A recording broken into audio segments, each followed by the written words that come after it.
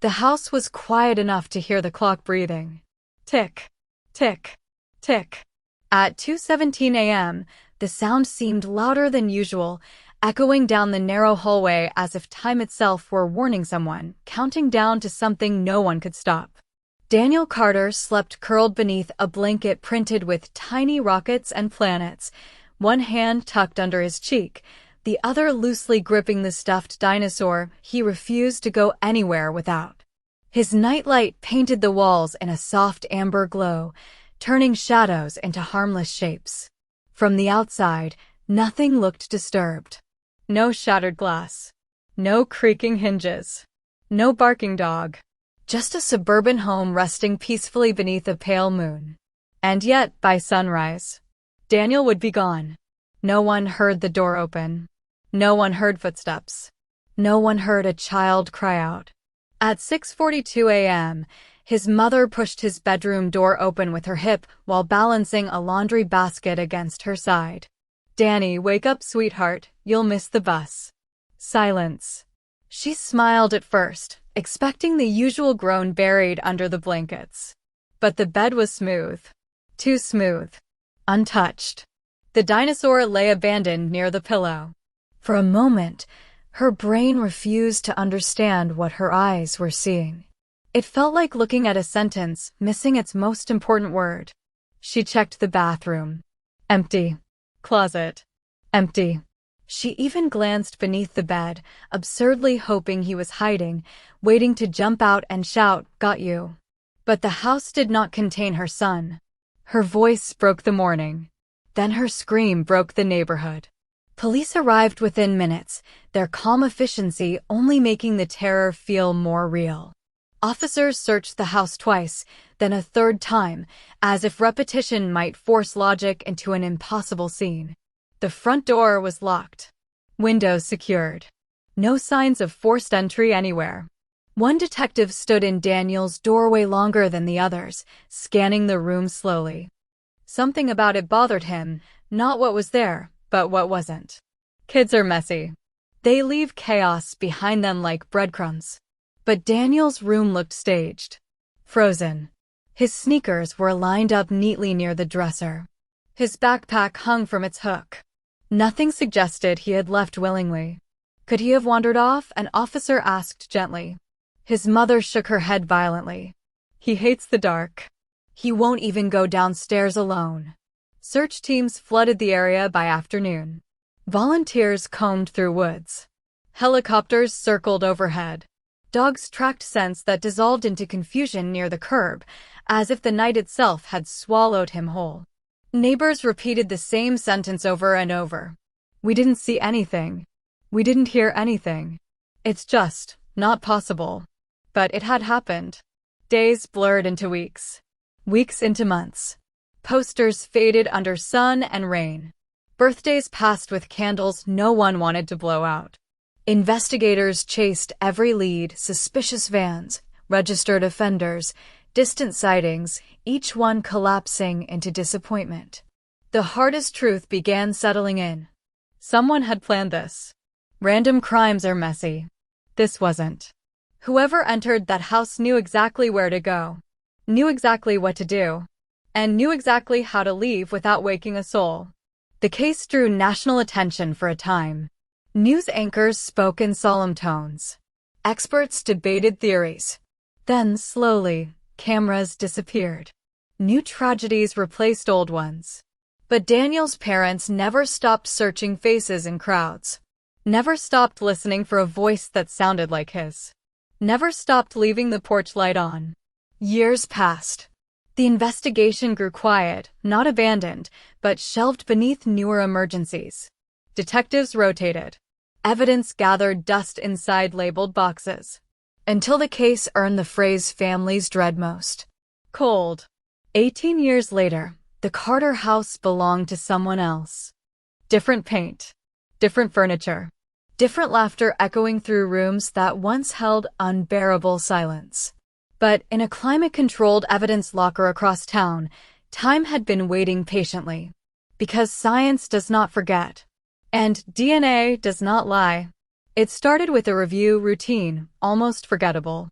A newly formed cold case unit began re-examining old files using technology that simply didn't exist when Daniel vanished. A young forensic analyst named Mara leaned over a workbench, studying an evidence log with quiet intensity. Most items had already been tested years earlier with the best tools available at the time. But one small entry caught her eye. Window frame, exterior. Partial touch DNA. Insufficient for profile. She tilted her head. Back then, the sample had been too degraded to produce anything useful. Now, technology had evolved dramatically. What if, she murmured. The swab was retrieved. Processed again. Days later, a technician knocked on her office door, eyes bright. You need to see this. The new extraction produced something astonishing, a partial profile strong enough to build upon. Not a full identity, but a thread. And threads can unravel entire secrets. They ran it through national databases. No match. Disappointing, but not surprising. Many offenders had never been caught. Then came the decision that would change everything. Genetic genealogy. Instead of searching for the person directly, analysts would search for relatives, distant cousins, shared ancestry, constructing a family tree backward until it pointed forward again. Weeks of painstaking work followed. Branches spread. Names multiplied. Eventually, the tree narrowed. One family line stood out. Within it was a man who had lived just 3 streets away from the Carters 18 years earlier. His name was Thomas Hale. He had never been interviewed. Never considered a suspect. Why would he be? No record. No history of violence. Friendly enough to neighbors. The kind of man who waved while collecting his mail. By the time investigators located him, he was 56 and living alone in a quiet town several hours away. He seemed startled when detectives approached, but cooperated politely, offering coffee neither of them touched. Is this about something recent? He asked. One detective met his eyes. It's about a little boy. For the first time, Hale looked afraid. They asked for a voluntary DNA sample. He hesitated, just a fraction too long. Then agreed. The wait for results stretched tight. When the call finally came, no one spoke at first. A direct match. The DNA on Daniel's window belonged to Thomas Hale. Shock rippled through the department. Veterans who had long assumed the case would never move again sat in stunned silence. How had this man stayed invisible? The deeper they dug, the more unsettling the picture became.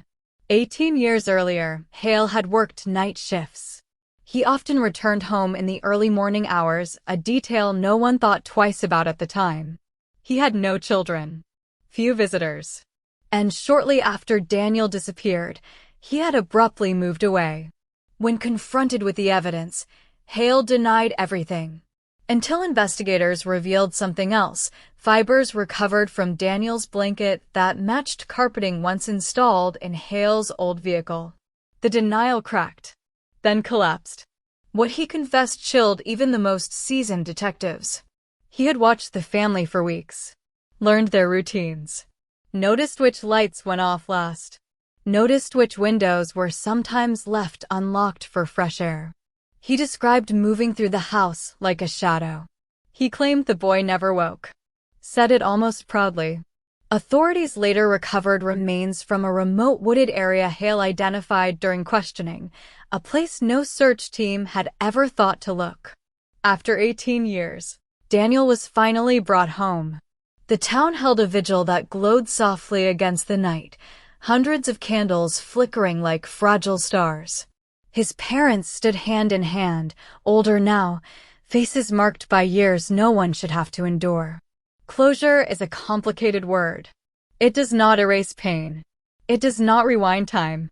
But it answers the question that echoes loudest. What happened? As the case spread across headlines once again, many asked the same thing.